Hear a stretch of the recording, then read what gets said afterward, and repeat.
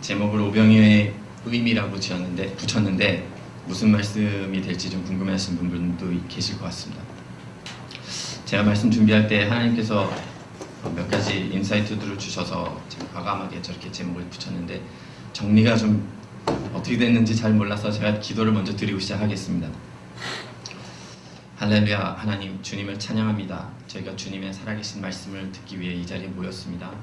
하나님, 주님의 은혜 부어주셔서 주님 부족한 주의 종 입술을 통해서 하나님의 말씀의 진리가 선포되게 하옵시고, 또 주님의 말씀의 살아계신 능력이 여기 계신 모든 분들에게 은혜가 될 수 있도록 오직 주님의 영광과 주님의 말씀만이 나타날 수 있도록 주님 은혜 베풀어 주시옵소서. 성령이 임하여 주시옵소서. 예수님의 이름으로 기도드립니다. 아멘. 다시 한번 할게요. 할렐루야. 아멘. 말씀 한번 다시 읽고 갈까요? 말씀 좀 띄워주십시오.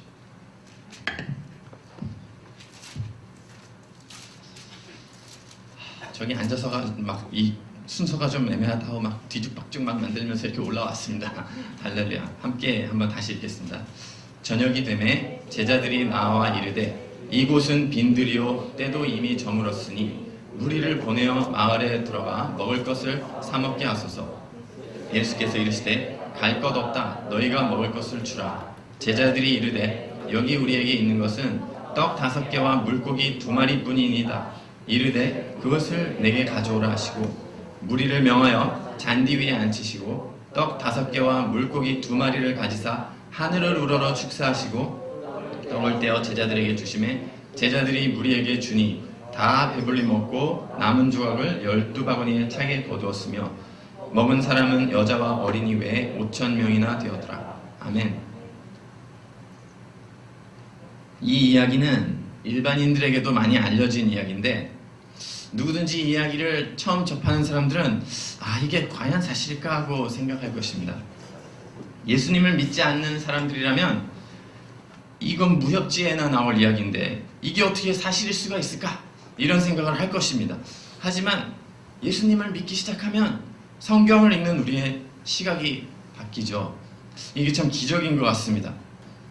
전에는 수차례를 읽어도 믿겨지지 않는 내용들이 점점점 마음속에 믿어지면서 이 성경 말씀이 믿어진다는 게 기적인 것 같습니다. 사람의 노력으로는 안 되는 것입니다. 제 경우를 생각해봐도 제가 믿음이 있었으면 좋겠다 생각을 하고 아무리 연구를 하고 노력을 했습니다. 예를 들면 이게 물에 집어넣어서 불어가지고 부피가 늘었나 보다. 그거 가능할까? 아니면 뭔가 빵이 엄청나게 처음부터 크지 않았을까? 이런 여러 가지 제가 생각하는 가능하다고 생각하는 모든 걸 다 동원을 하는데 결국에는 이게 안 되더라고요. 그러다가 이제 어느 순간에 제 노력이 아니고 제가 하나님께 믿음을 달라고 기도를 시작했을 때 이게 제 마음속에 변화가 일어나면서 믿어지는 그런 기적을 제가 개인적으로 경험을 했습니다. 오늘의 기적은 이게 오병이어의 기적인데 세상에는 사실 식량 문제가 참 많습니다. 오병이어의 기적이 만약에 사실이고 지금도 그것이 가능하다면 우리 주변에서도 만약에 오병이어의 기적과 같은 기적들이 일어날 수 있다면 얼마나 좋을까요? 현대사회에서 많은 사람들이 먹고 살 걱정을 하고 아프리카나 또 우리가 매일같이 기도하시는 북한 주민들도 먹을 것 때문에 아주 힘들어하고 있는데 그곳에 오병이어의 기적이 일어날 수 있을까요? 근데요, 오병이어의 기적이 지금도 일어나고 있는 걸 혹시 아십니까, 여러분? 그런 이야기 들어보신 분 있으세요? 제가 사실은 그 말씀을 드리기 위해서 이 본문을 가져온 것 같아요.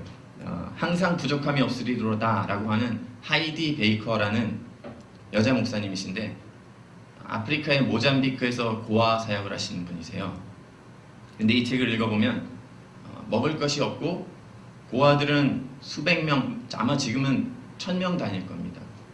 먹을 것도 없고 부모도 없는 고아들이 이분한테 이제 모여들었는데 먹을 게 없으니까 이제 큰일 났죠. 하나님 앞에 울면서 기도를 하는데 여기 간증을 한번 들어보면 미국 대사관인지 누군지 어떤 직원이 이 목사님의 가정에 먹을 거를 갖다 주려고 먹을 걸 싸가지고 왔는데 이 목사님이 축복 기도를 해달라고 그런 다음에 그냥 막 나눠주기 시작하는데 이 음식이 계속해서 나와서 아이들을 다 먹인 그런 일들이 나옵니다. 그리고 크리스마스 때 꼬마 아프리카 아이들이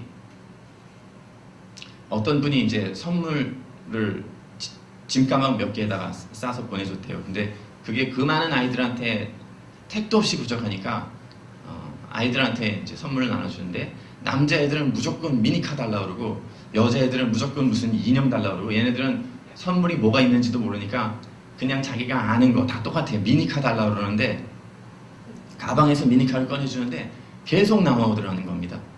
그래서 오병이어의 기적이 음식이 아닌, 물론 음식도 일어나지만 장난감을 통해서도 일어나고 있고 여러 가지 일들이 일어나고 있는 것을 이 목사님은 간증을 하고 있습니다. 우리나라에도 왔었고 저도 직접 간증을 들어봤었습니다. 아마 유튜브에 가셔도 하이디 베이커 목사님의 간증을 들어보실 수 있을 겁니다. 그러한 일들은 사실 북한을 위해서 기도하는 분들에게는 큰 희망을 주고 소망을 줍니다. 하나님께서 그들을 먹일 수가 있다는 겁니다. 근데 마태복음을 읽어보면 마태복음은 이 놀라운 이야기를 사실은 굉장히 놀라운 획기적인 이야기고 어떻게 보면 세상의 기반을 뒤집는 기적인데 이 기적을 마태는 굉장히 감정 없이 그냥 팩트대로 이렇게 기술하고 있는 것처럼 보여요. 그래서 우리가 정신 차리고 있지 않으면 그냥 이렇게 슬슬 읽으면 이런 일을 썼구나 하고 그냥 신문기사 읽듯이 그냥 넘어가 버릴 수가 있습니다. 하지만 그렇다고 해서 이것이 사실이 아닌 게 아니고 마태가 이거를 경험했을 때 감동을 받았겠지만 그 감동을 드러내지 않은 것뿐이라고 생각합니다. 여러분들이 아시는 분들이 계실지 모르겠지만 오병이어의 기적은 사복음서에 다 기록되어 있는 유일한 기적이라고 그렇게 유일한 일화라고 되어 있더라고요. 그것을 보면 성경 말씀도 이 오병이어의 기적에 대해서 굉장히 큰 비중을 두고 있고 이것이 사실임을 예수님의 생애를 기록했던 복음서의 기자들이 전부 다 기록한 매우 중요한 사건이라고 우리가 이해할 수가 있습니다. 그래서 이 사건을 저희가 조금 더 생각해 보기를 원하는데요. 저희가 좀 먼저 이 사건의 배경을 보시면 이 일화가 세례 요한의 죽음 바로 다음에 일어난 기적입니다. 오늘 14장을 보셨는데 14장 앞쪽에 아마 12절에서 15절 바로 앞쪽에 보시면 세례 요한이 죽은 후에 예수님께서 이 일을 행하신 것을 볼 수 있는데 저희가 예수님의 사역을 생각해 보시면 세례 요한한테 세례를 받고 시작을 하셨고 광야에서 금식 기도를 하신 다음에 그 다음부터 공생애를 시작하셨는데 그 예수님의 기적의 차원들이 점점 갈수록 고조가 되죠. 처음에는 병자들을 고치고 귀신들을 쫓아내다가 세례 요한이 죽은 이후에 물 위를 걸으시고 빵을 굴리시고 요한복음 나중에 보시면은 죽은 나사로를 4일 후에 살리시고 점점점 그 예수님의 권능이 더 크게 드러나면서 한편으로는 바리새인들과의 갈등도 점점 더 심화됩니다.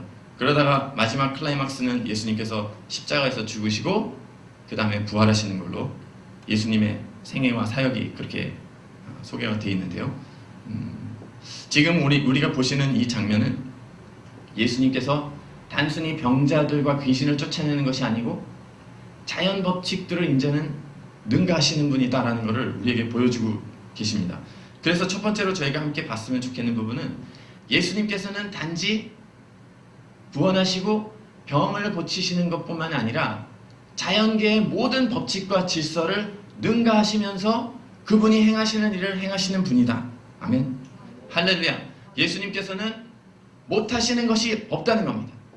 그것은 오늘날도 마찬가지고 주님은 변함이 없으시기 때문에 이 말씀을 듣는 우리에게도 단지 여러분들이 병이 걸리셨거나 몸이 아프실 때 주님께 구하시는 것이 아니라 어떤 문제가 있든지 우리가 주님의 도우심을 구하면 주님은 도우실 능력이 있다는 것입니다. 할렐루야. 예수님께서는 우리의 건강의 문제뿐 아니고 우리가 생활하면서 필요한 모든 재정이나 공급, 할렐루야, 여러분들이 연구하시는 공부하시는 데 필요한 지혜와 지식과 능력, 심지어는 법적인 문제가 있을 때 그것을 해결해 주실 수 있는 분이십니다. 할렐루야. 하나님께서는 못하시는 것이 없는 분이십니다. 아멘. 그것이 우리가 오늘 처음 보고자 하는 부분입니다. 제자들도 이 사건을 통해서, 그리고 예수님께서 물리를 걸으신 것을 경험함으로써 예수님은 영적인 세계에만 주관하는 분이 아니고 자연 세계도 통치하시는구나. 할렐루야. 물리학의 법칙, 만유인류의 법칙, 심지어는 질량 보존의 법칙을 주님은 깨시는 겁니다. Praise the Lord. 할렐루야. 두 번째로 저희가 함께 보았으면 하는 부분은, 이 사건 후에 제자들이 한 번은 어느 지역에 갔는데 예수님께서 갑자기 바리새인의 누룩을 조심해라. 그러니까 제자들이 아이고 우리가 빵 안 가져온 걸 아셨나 보다 그러면서 아이고 어떡하나 빵을 안 가져왔는데, 그런데 예수님께서 그때 그 마음을 아시고는 제자들에게 아니 빵 5개를 가지고 몇 명 먹으셨냐, 그리고 몇 바구니가 남았었냐 이걸 물어보시면서 그 다음에 또 빵 7개로 4,000명을 먹이시죠. 그걸 확인하시면서 왜 아직도 깨닫지 못하느냐, 나하고 같이 있으면 그런 걱정 안 해도 된답니다. 할렐루야.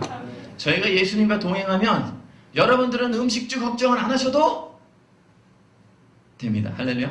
사실은요, 저희가 음식이 없을 때 걱정을 하면 안 됩니다. 걱정을. 믿습니까? 걱정을 하면 주님께서 저희한테 오병이어도 모르냐? 그렇게 물어보시는 거예요. 할렐루야.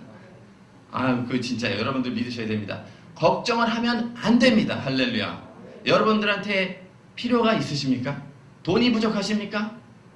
네, 부족합니다. 하지만 우리는 걱정하지 않고 공급하시는 주님을 그냥 믿고, 할렐루야, 그 대신 우리가 해야 될 일이 있습니다.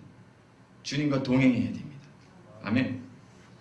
주님과 동행하며 주님의 공급하심을 믿으시는 여러분들이 되시기를 축복합니다. 근데 또 저희가 하나 더 생각해 봤으면 좋겠는데요. 이거 저희가 좋은 얘기만 했습니다. 주님은 모든 걸 다 해결해 주시는 분입니다. 하지만 오늘 저 제자들과의 대화를 한번 생각해 보시면 예수님께서 먼저 이거를 이니시에이트한 게, 먼저 이 대화를 시작하지 않고 제자들이 먼저 예수님께 나와서 먹을 게 부족하다고 이제 말씀을 하셨죠. 그 말씀 잠깐 드리기 전에요. 죄송합니다.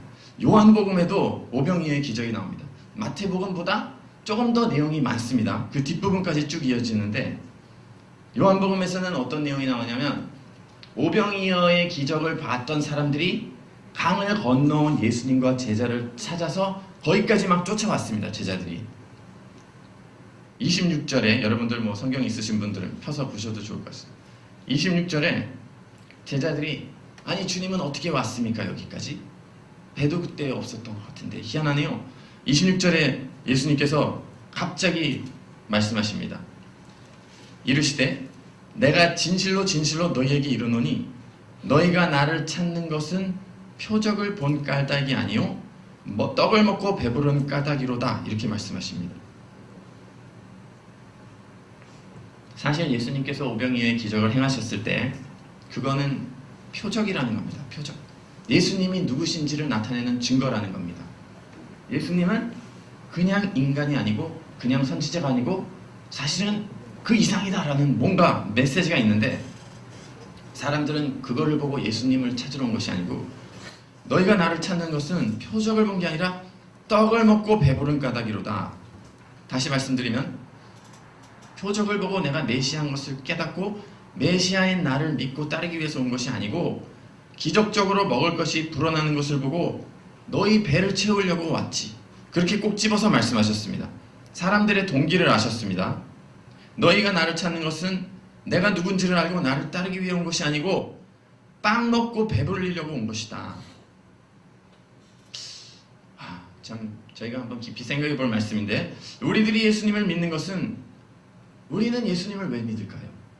내 배부르고 잘 먹고 잘 살기 위해서 믿는 것이 아니고 사실은 우리가 예수님을 따르는 바른 자세는 자기를 부인하고 자기 십자가를 지고 예수님을 따라야 합니다. 아멘.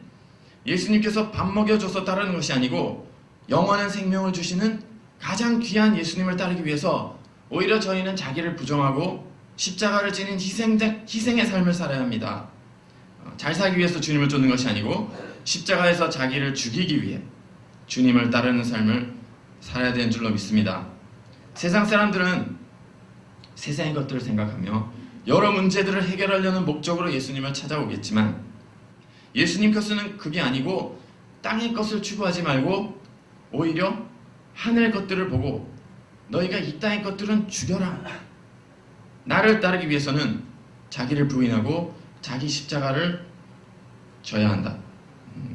마태복음 16장이 그 다음 장인데 24절을 한번 같이 보시겠습니다. 24절에 이에 예수께서 제자들에게 이르시되 누구든지 나를 따라오려거든 자기를 부인하고 자기 십자가를 지고 나를 따를 것이니라. 25절 계속해서 읽겠습니다. 누구든지 제 목숨을 구원하고자 하면 잃을 것이요 누구든지 나를 위하여 제 목숨을 잃으면 찾으리라. 사람이 만일 온 천하를 얻고도 제 목숨을 잃으면 무엇이 유익하리요? 사람이 무엇을 주고 제 목숨과 바꾸겠느냐? 인자가 아버지의 영광으로 그 천사들과 함께 오리니 그때에 각 사람이 행한 대로 갚으리라. 아멘. 근데 사람들은 이 기준을 받아들이지 않습니다. 요한복음 6장에도 보시면 오병이어를 보고 찾아온 사람들에게 예수님께서 이렇게 말씀하십니다. 썩을 양식을 위해 일하지 말고 영생하도록 있는 양식을 위해 일하라. 그렇게 말씀하셨을 때 사람들이 그러면 어떻게 하나님의 일을 합니까? 하고 되물었습니다. 그때 예수님께서 29절에서 나를 믿는 것이 하나님의 일이라 라고 말씀하시고 그때 사람들이 다시 표적을 그럼 보여주세요. 우리 조상들은 모세가 표적으로 만나를 줬습니다. 그 사람들이 의미는 뭡니까? 만나, 또 먹을 거 타령하는 겁니다. 자기네는 광야에 먹을 게 없을 때 모세를 통해서 하나님께서 아침마다 만나를 주셔서 우리를 먹여 살렸잖아요. 우리에게 먹을 걸 주세요. 이스라엘 백성들이 40년을 지낼 때 날마다 먹었던 만나 타령을 또 합니다. 사람들은. 그들은 노동을 안 해도 먹고 살았습니다. 매일 만나만 주워 먹으면 식량 문제가 해결됐었습니다. 예수님을 그때 찾아온 사람들도 메시아를 자기네들이 일 안 하고 살 수 있는 먹을 것 주는 메시아로 본 것 같아요. 자기 십자가를 지라는 것은 인정하지 않고 메시아 대신 예수님께서 십자가를 지시는데 나를 따르라라고 하는 것을 인정하지 않고 먹을 것만 달라고 합니다. 저희가 사실 생각해보면 먹고 살기 참 힘드신 분들에 대해서 또 우리 자신을 볼 때도 때로는 우리가 연민을 느끼고 정말 힘없는, 정말 어쩔 수 없는 인간의 나약한 모습들을 봅니다. 그러니까 어쩌면 먹을 거 달라고 하나님께 찾아오는 것이 부자연스럽진 않은 것 같습니다. 하지만 하나님께서는, 예수님께서는 우리에게 먼저 그의 나라와 의를 구하라, 그리하면 모든 것을 얻으리라 라고 하시는 우리의 생각을 뒤집는 약속을 주십니다. 먼저 그의 나라와 의를 구하라, 그리하면 너희의 필요한 모든 것을 주리라. 이것이 너희의 양식이건 병에 치유건 사업의 형통함이건 여러분들의 연구, 리서치에 필요한 아이디어건 아니면 배우자건, 여러분들이 아이를 원하십니까? 무엇을 원하시든지 먼저 그의 나라와 의를 구하라 라고 하는 우리 삶의 우선순위를 명확하게 해주시면서 그런 것들은 다 2차적인 거라는 말씀을 주십니다. 할렐루야. 예수님께서는 그래서 표적을 보이라며 모세는 만나를 줬어요. 기적적으로 먹을 걸 줬습니다.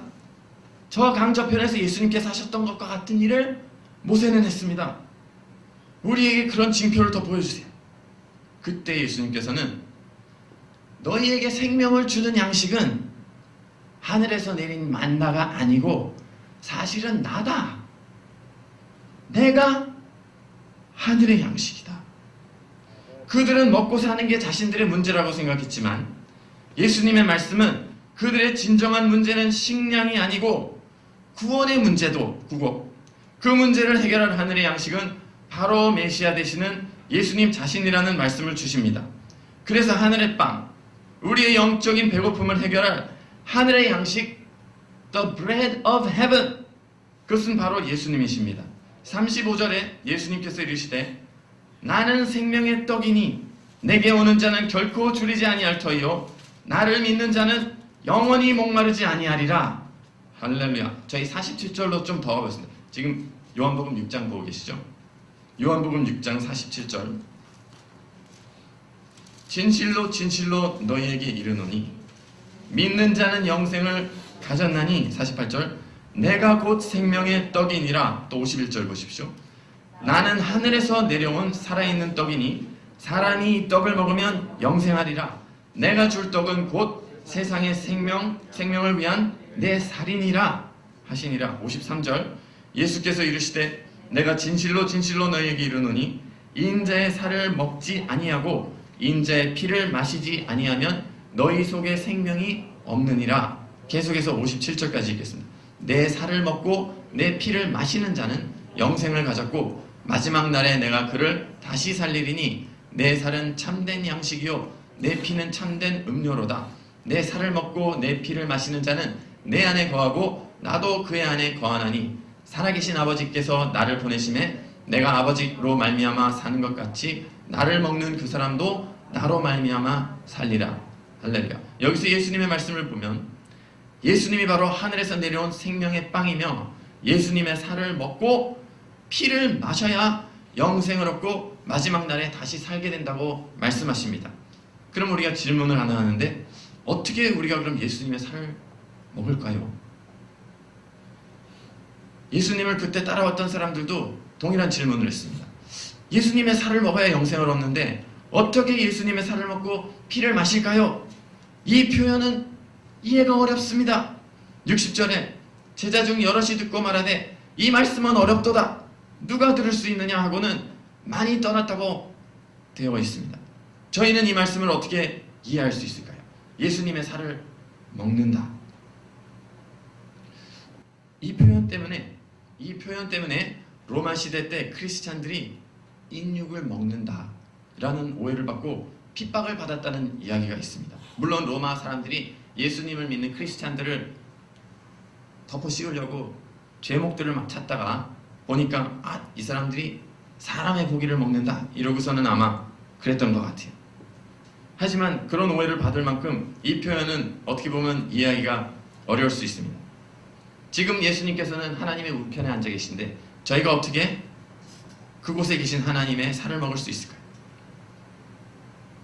근데 아까 우리 간증해 주신 형제님 성찬에 대해서도 얘기했고 또 함께 떡을 떼며 교회 생활에 대해서 얘기를 나눠주셨는데 사실 성찬이라는 것에 우리가 성찬을 통해서 성찬식 때 우리가 먹는 떡과 포도주가 예수님의 살과 피라는 것을 우리가 믿고 믿음으로 그것을 먹는 것을 알 수 있습니다. 믿음이죠. 믿음. 할렐루야.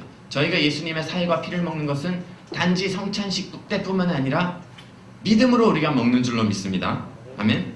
우리는 믿음으로 영생을 얻고 믿음으로 구원을 받는데 예수님의 살과 피를 믿음으로 먹고 영생을 얻습니다. 믿음으로 우리는 주 안에 거하며 믿음으로 우리는 주님의 그 생명 안에 거하며 마치 요한복음 15장에 있는 포도나무에 가지가 붙어 있을 때 나무에서부터 생명을 빨아먹고 줄기가 자라며 열매를 맺는 것처럼 우리는 예수님의 생명 안에 믿음으로 거할 때 그분의 사랑과 생명을 받아들일 때 저희는 영생을 받는 것인 줄로 믿습니다. 영생을 받는 것은 한 번 예수님을 믿는다고 고백하는 그 순간에 영원토록 이루어진다는 것이라기보다는 계속적으로 우리가 주님의 생명 안에 거하면서 계속적으로 영생 안에 거하는 컨티뉴어스한 지속적인 과정이라고 이해할 수가 있습니다. 여러분들은 어떻게 믿습니까? 우리는 예수님을 이례적으로 영접을 하지만 계속해서 예수님 안에 거해야만 합니다. 우리는 계속해서 믿음을 유지하고 계속해서 주님의 생명 안에 거하며 그분의 사랑과 생명을 날마다 받아먹고 살아야 되는 줄로 믿습니다. 예수님이 생명이십니다.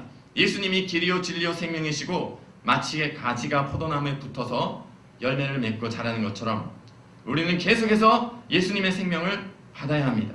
예수님과 계속해서 친밀한 관계, 주님과의 그 사랑의 관계 안에서 날마다 주님을 묵상할 때 주님의 사랑이 나에게 흘러들어오고 그 사랑을 우리가 실천하며 살아야 되는 줄로 믿습니다. 그것이 영생인 줄로 믿습니다. 그것이 바로 하늘의 양식이 되시는 예수님의 살을 먹고 피를 마시는 것인 줄로 믿습니다.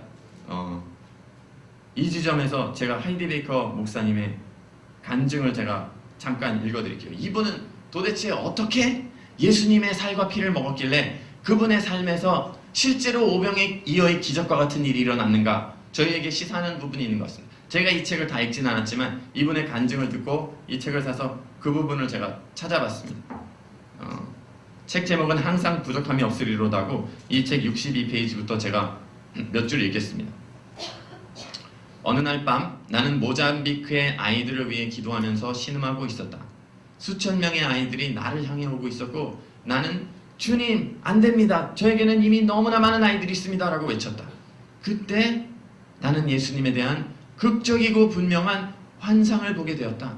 내가 그분과 함께 있었고 셀 수 없이 많은 아이들이 나를 둘러싸고 있었다. 나는 그분의 빛나는 얼굴과 강렬하게 타오르는 사랑의 눈길을 볼 수 있었다.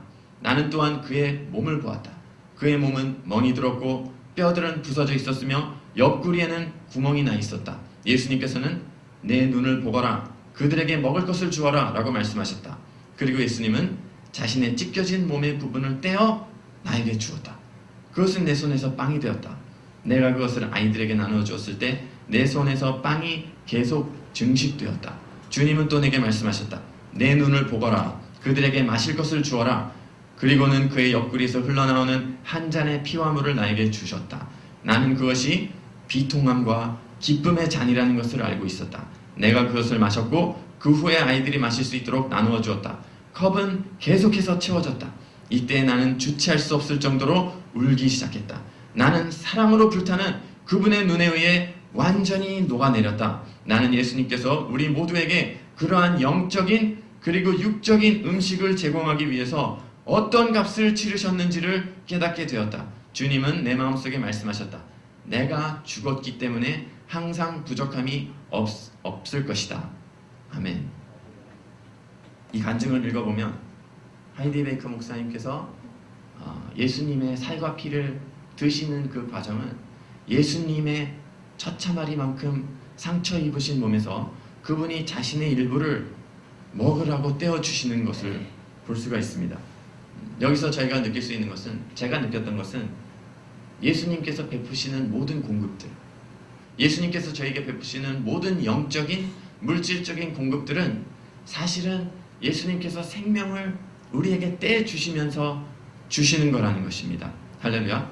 저희가 주님의 그 생명과 주님의 임재 안에, 주님 안에 거할 때 우리는 주님께서 그분의 생명을 십자가를 지심으로써 그 길을 가셔야 됐던 고통과 그 길상에서 주님께서 채찍에 찢겨져 나갔던 그분의 살점과 십자가에서 흘렸던 그 피가, 그 희생의 그분의 생명이 우리에게 떼어주시는 그분의 살과 피라는 것을 믿고 그 안에 거해야 되는 줄로 믿습니다. 그래서 그것을 믿고 성경을 묵상함으로 저희는 하늘의 양식을 먹을 수가 있습니다. 성경이 또한 우리의 생명의 양식입니다. 아멘. 말씀이 예수님이고 성경 전체가 예수님에 대한 것입니다.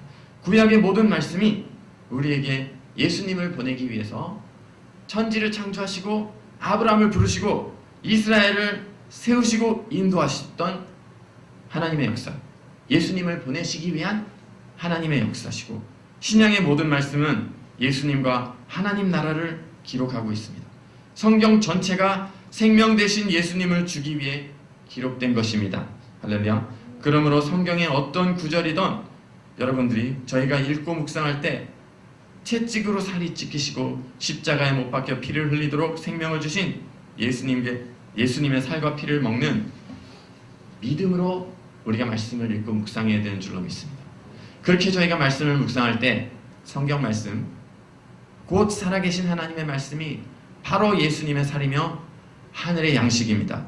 우리가 날마다 생명의 빵을 먹고 영이 강건하게 장성했을 때 우리도 수천 명의 영혼을 먹일 수 있을 줄로 믿습니다. 아멘. 베드로가 한 번 설교로 수천 명을 구원으로 인도했다고 형제님이 오늘 간증을 했습니다. 저도 이렇게 적어왔어요. 여기 할렐루야. 저희가 어떻게 예수님께서 5천 명 이상을 오병이어로 먹이셨는 것을 우리 삶에서 경험할 수 있을까? 저희는 날마다 주님의 사랑 안에 거할 때, 그리고 말씀을 묵상할 때 우리 또한 베드로처럼 수천 명을 구원할 수 있는 그런 복음 전도자, 그런 놀라운 주님의 일꾼들로 다 쓰임받을 수 있을 줄로 믿습니다. 아멘. 오병이의 기적입니다. 또한 식량이 필요한 사람들에게도 실제적인 구제 사역을 할 수 있도록 주님께서 재정과 물질을 공급해 주실 줄로 믿습니다. 여러분들의 삶을 통해서 날마다 하나님의 사랑과 임재 안에 거하며 주님의 말씀을 묵상하는 믿음이 주님의 장성한 분량까지 충만하게 자란 여러분들의 삶을 통해서 주님께서 요셉을 쓰셨던 것처럼 여러분들을 그렇게 쓰실 줄로 믿습니다. 그러기 위해서는 저희는 날마다 하나님의 말씀을 먹고 영이 강건하게 돼야만 합니다. 예수님의 장성한 분량까지 저희의 믿음이 자라야 될 줄로 믿습니다. 할렐루야.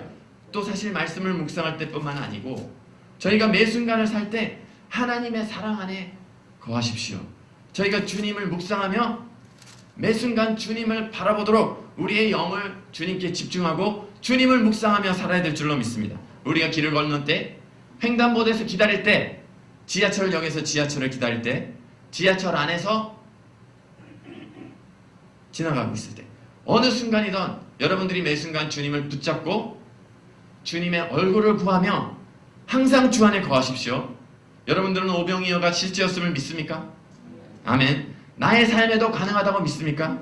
할렐루야. 하나님께서 그렇게 당신을 통해서 일하시기를 원하신다고 믿습니까? 할렐루야. 여러분들은 그렇게 쓰임받기를 원하십니까? 할렐루야. 하나님은 그렇게 쓰실 그릇을 찾고 계신 줄로 믿습니다. 준비되신 사람을 하나님께서는 쓰실 것입니다. 여러분들이 준비되신 자들이 되기를 축복합니다. 지금에도 세상은 많은 그런 놀라운 주님의 사역자들이 필요합니다. 아프리카의 모잠비크에서 필요했던 것처럼 지금 북한에 그런 사람들이 필요하고, 또 성경은 마지막 때 환란이 있을 것을 말씀하십니다. 마지막 때 바다의 물고기들이 다 죽고 농작물들이 다 파괴되고 그런 일들을 말씀하시는데, 그때 오병이어의 기적을 믿는 사역자들이 하나님은 필요한 줄로 믿습니다. 여러분들이 그때가 오기 전에 일본에 대지진이 일어나서 엄청난 사람들이 죽고 거기에 많은 도움이 필요할 때, 그때 하나님께서 여러분들을 그런 믿음의 소유자로 준비시켜서 가라라고 하시면은 바로 순종하고 갈 수 있는 그런 분들이 다 되시기를 예수님의 이름으로 축복합니다. 우리는 마지막 때 모두가 두려움에 떨면서 죽기를 원하지 않는 우리 하나님의 인자하심을 믿고 하나님의 그 은혜를 믿고 우리가 그런 상황에 준비되는 자들이 되어야 될 줄로 믿습니다. 그런 어려운 상황에서 많은 영혼들을 실제로 먹이고 또 영을 살리는 생명의 말씀을 전할 수 있는 준비된 자들이 다 되실 수 있도록 예수님의 이름으로 축복합니다. 환란의 때가 되기 전에 여러분들은 각자 하시는 일을 통해서 그 분야에서 오병이의 기적과 같은 기적을 체험하는 사람들이 되기를 축복합니다. 여러분들이 속한 영역에서 오병이어의 기적을 볼 믿음이 있는 자들이 되기를 바랍니다. 매일 말씀을 묵상하며 예수님의 살과 피를 날마다 드시는 자들이 되시기를 예수님의 이름으로 축복합니다. 할렐루야. 같이 기도하시겠습니다.